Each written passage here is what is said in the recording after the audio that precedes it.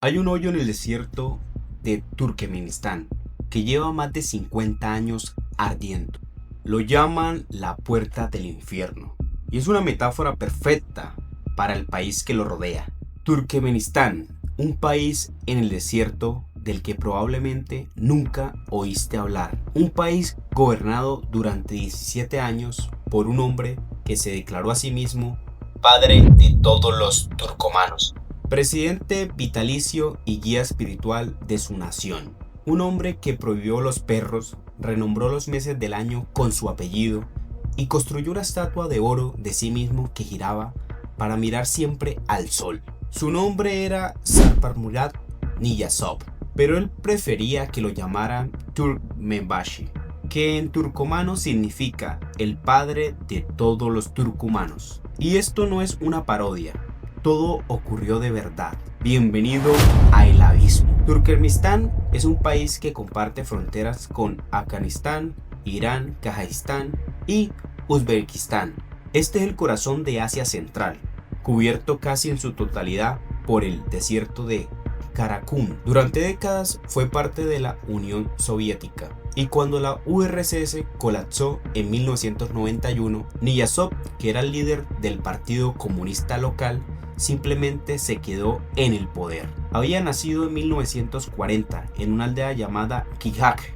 Su padre murió en la Segunda Guerra Mundial cuando él tenía 8 años.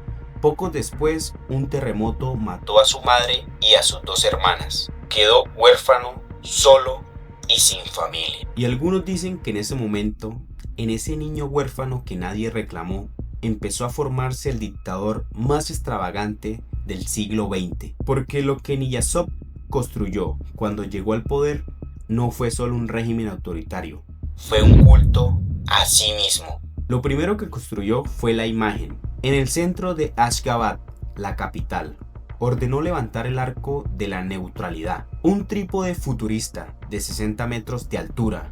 En la cima del trípode, una figura dorada de él mismo. La estatua medía 12 metros. Estaba recubierta de oro y tenía un mecanismo interno que le hacía girar lentamente para la cara de Niyazov.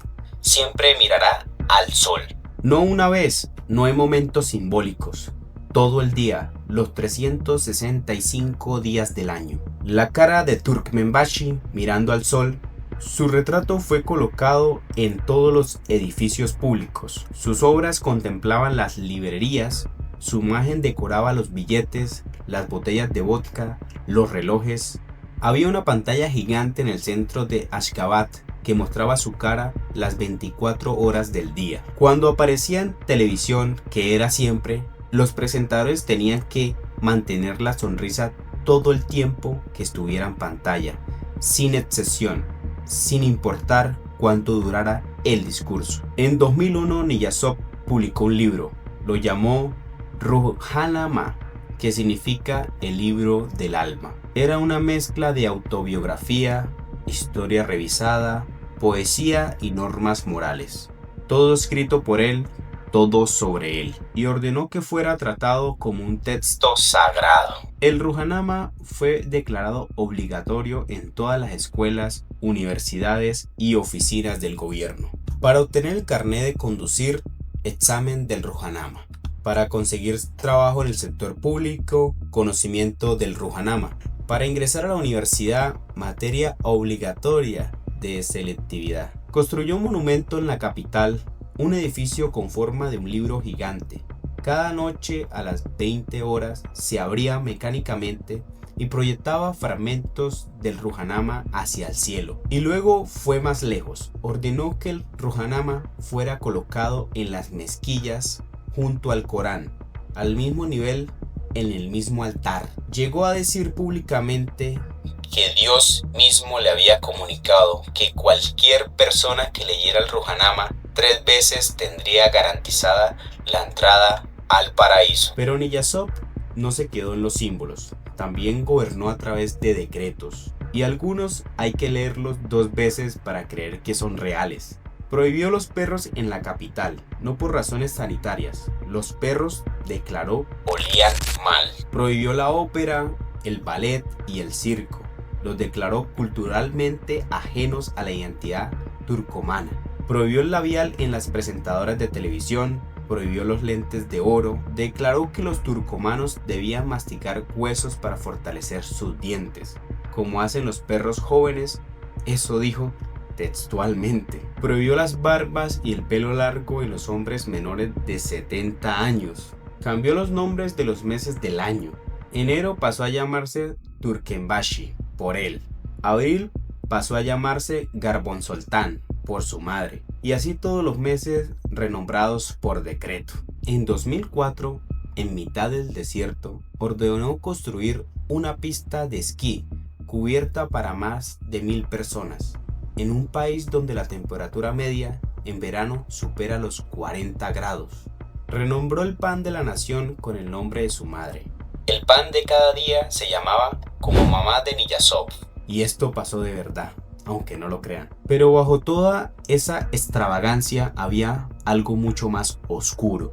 Turkmenistán fue declarado sistemáticamente como uno de los países más represivos del mundo, solo por detrás de Corea del Norte y Eritrea en varios índices de libertad de prensa. No existían medios de comunicación independientes.